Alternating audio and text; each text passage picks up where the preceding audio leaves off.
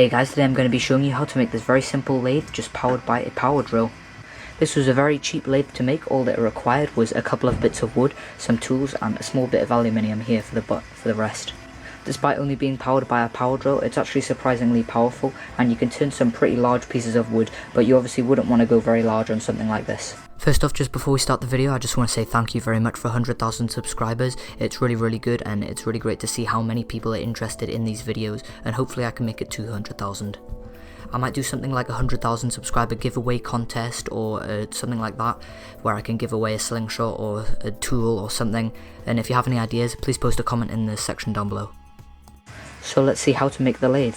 So first off, I went out and got my design book and put down some rough plans. They've got no measurements or anything like that, but this is just a rough idea and rough shape of what I want things to look like. As you can see, it's going to be powered by a simple power drill. If you want to see a proper scanned in version of these plans, then the link will be in the description down below, where you can go and check them out on my website, where I'll have a proper scanned in version of them uploaded. This is the power drill in question, which I'm going to be using to power the lathe, and this is just a corded power drill. It's 550 watts, as you can see it says on the label there, which means it's got some decent power, and you don't really want to be going anywhere below that since it won't have enough power. So I'm going to be making the clamp out of plywood. This is the 18mm Baltic birch type, which is the good type, not the rubbish type, so it's nice and strong.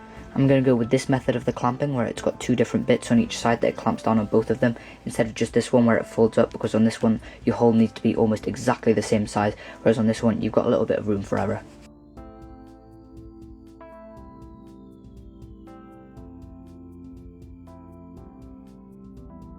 So this is the clamp. Once I've designed it, I've made it pretty bulky just so that it'll be able to hold all of the strain, because it's got to hold this entire drill in place while it's rotating loads. I cut out the clamp using a scroll saw, but you can pretty much use any saw that will easily cut through the wood. After cutting out, it looks like this, but it's now time to clean it up on the disc sander.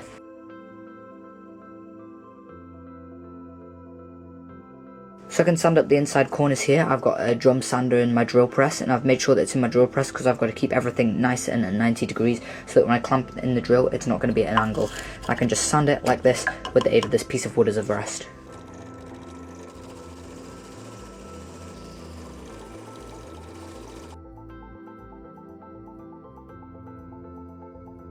So this is what the clamp looks like once it's finished. I think it's pretty good, and I've tried it and it fits on the drill very nicely. I still need to drill the two holes in here for the bolts to attach, but I'll do that later.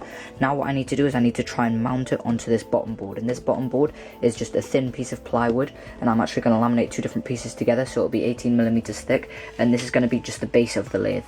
To make sure that this is sitting exactly at 90 degrees so it holds the drill true to the rotation of the lathe, I'm going to be putting it up against this wood block, which was cut on a sawmill. It's just made of some pine wood, so it's going to be exactly at 90 degrees, so I can screw it into that block and then screw this block down into the floor so that it's going to be nice and secure.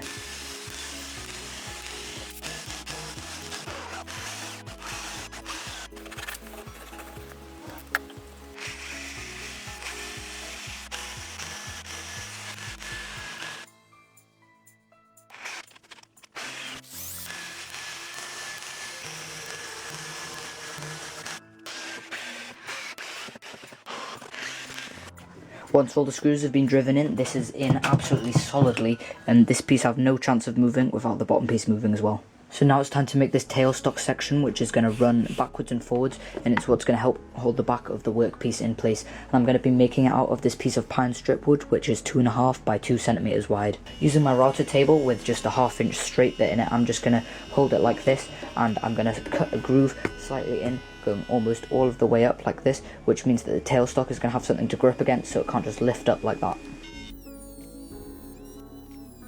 This is what the rail looks like once it's been completed. As you can see, it now has a lip on both sides that's symmetrical, so that the tailstock can grip onto it with bolts, and when it tries to get pushed back, it'll get caught on this bit up here.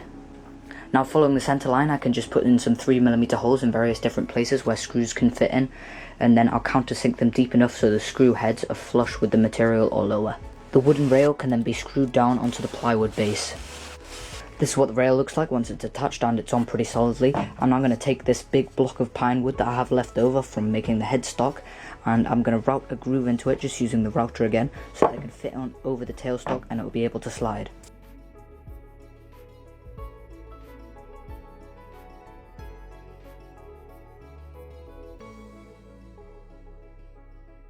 This is what that slot looks like once I've cut it, and as you can see it fits almost perfectly over the rail. Due to the groove now the tailstock can slide backwards and forwards, however there's nothing holding it in place, so if I try to use anything on it at the moment, it would just slide like that. And that's where these M6 T-nuts and bolts come into play. The T-nuts are made to grip into wood from this side and hold themselves in place. You can pick them up from any local hardware store pretty much. And what I'm going to do is I'm going to drill 4 different holes, insert them and screw in the bolts, and then the bolts are going to bite into this piece of wood here. They're going to hold it in place, and I can do them up tightly and this won't budge at all. I found the easiest way to push the T-nuts into the wood from below is to simply take a bolt, put a piece of wood as a massive washer over so it doesn't exert too much pressure on the existing block, which is going to be the tailstock, and then start to screw it in until it brings the T-nut up and presses it against the bottom, and you need to do it so much that it sits flush with it, otherwise it's not going to ride on the rail which we routed it into. Once all of the T-nuts have been squeezed in properly, they all fit almost flush, they stick out a tiny bit, and whatever play this had before is completely gone, and I can slide it on. As you can see, it took a little bit of pressure to slide on, and this is not wobbling at all whatsoever, and it slides backwards and forwards with only a little bit of friction. If you then thread in one of the bolts into the M6 T-nut, all of the way so that it's touching against the wood,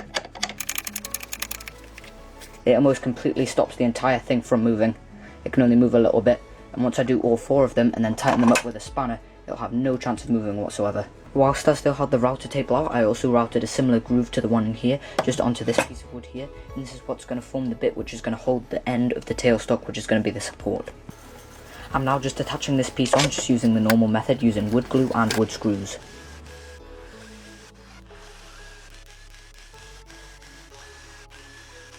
The next step requires the clamp to be functional, so I'm going to drill some holes for some 6mm bolts for the clamping part.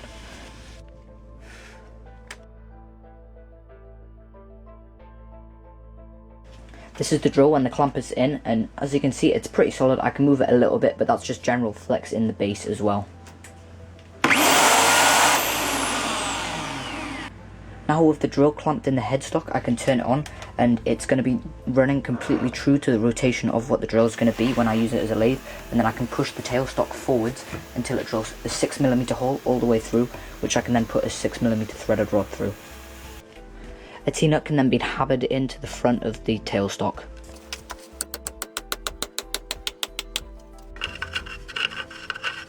Excess can then be cut off with a wood saw.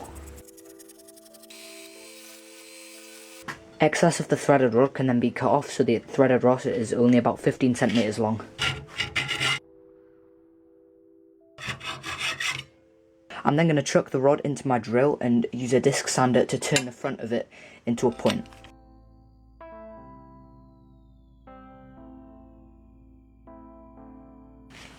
The rod can then be threaded into the tailstock. It's now time to make this movable tool rest section, and I'm going to start off by making the aluminium tool rest part. Aluminium is probably not the best type of metal to use for this. Steel would be better, but I'm going to make this so it's replaceable, and I don't have any 4mm thick steel.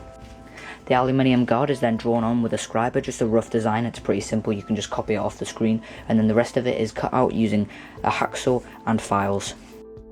Mounting holes can then be drilled in the aluminium plate. Corresponding holes are then drilled in a mounting block of just pure pine wood.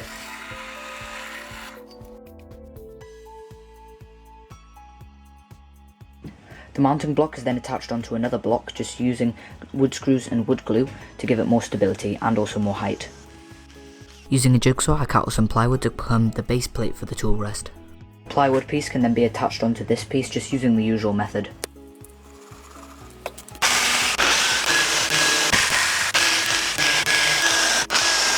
Now the tool rest is also finished, so I move it to where I want and move it in as far as I want, and it's at the right height.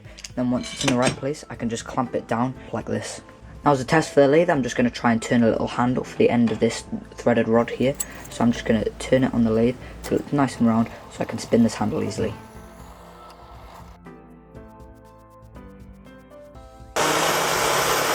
Please note also at this point that I'm just using a regular wood chisel, as you can see at the moment, and not my lathe chisels which you saw at the beginning of the video, and that's because at this point in time my lathe chisels hadn't arrived off Amazon yet.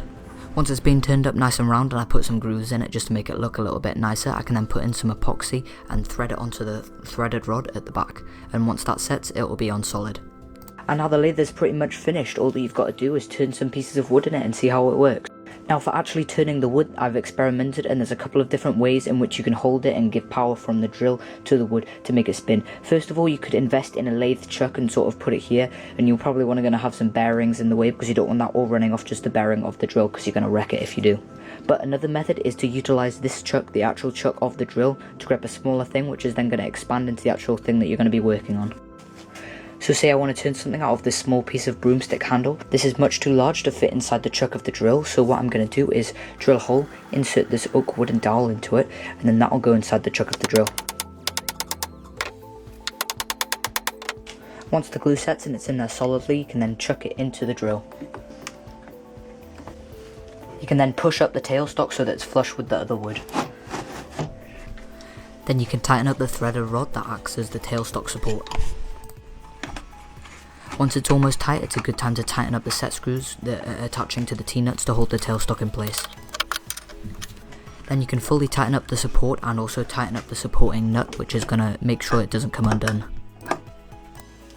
You can then set the tool rest as close as you can without it actually touching anything. Make sure it doesn't catch on anything like the chuck of the drill or the workpiece. Once it's in the right place, it can then be clamped down. For turning, I invested in a set of decent wood turning chisels for only a couple of pounds off Amazon, and they're pretty low quality, but they'll do for something as small as this.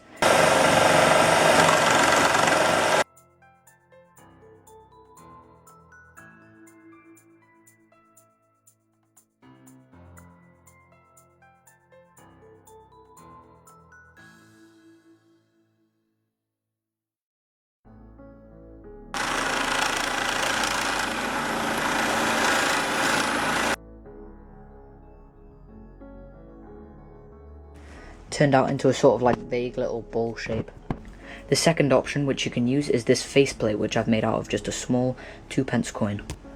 All that I did was I took the coin and I made it threaded, and then threaded it onto this, tightened up a bolt against it so that it was very tight, drilled a couple of holes in it, and then you can drill screws into the piece of wood which you're going to work on, and that will hold the wood completely, and then you can turn it. This method works quite well for much larger pieces of wood like this one.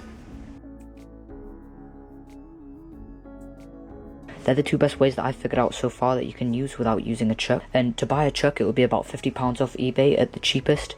And I was thinking of buying one of them, but then I thought, why don't I just make one myself? So I'm in the process of making one at the moment. I was hoping to have this done before I finished the lathe and before I had to upload this video, but I've been backlogged with a load of schoolwork, so I wasn't able to have this done. But next week, hopefully, I'll have the video of this up, and then you'll be able to see how to make it.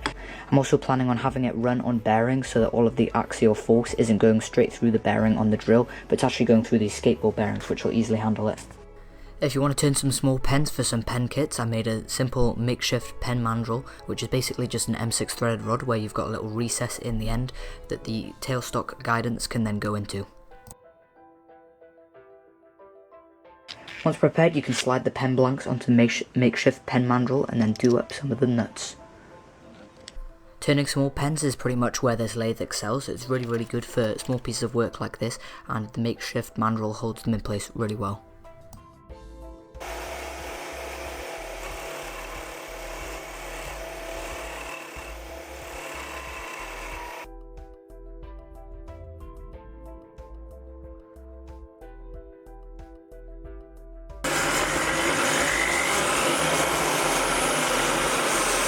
This is what that pen looks like once I've finished assembling it, and it feels pretty nice. It's not actually a pen, in fact, it's a mechanical pencil.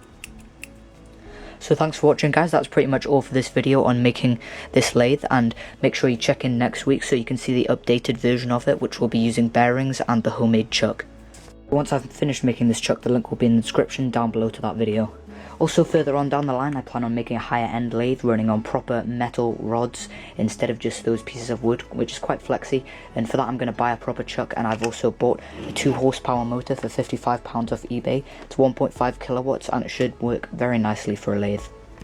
If you're interested in this project and you want to see how it's going on, because I'm going to keep progressing it, and if you're watching this video and maybe a couple of months after I've uploaded it, I will have definitely made some new updates to this lathe, maybe even made a brand new one, so check the lathe playlist, which I'll have in the description down below. If you have any suggestions on what weapon related projects I could make using a lathe, then that would be really useful, since I can't think of many at the moment, but I just know it will be a really useful tool to use in the shop, either just for making pens or for doing other projects as well. So thanks for watching, guys. I really hope that you've enjoyed this video, and if you did, please hit the like button down below and subscribe, and good luck if you do try making this yourself.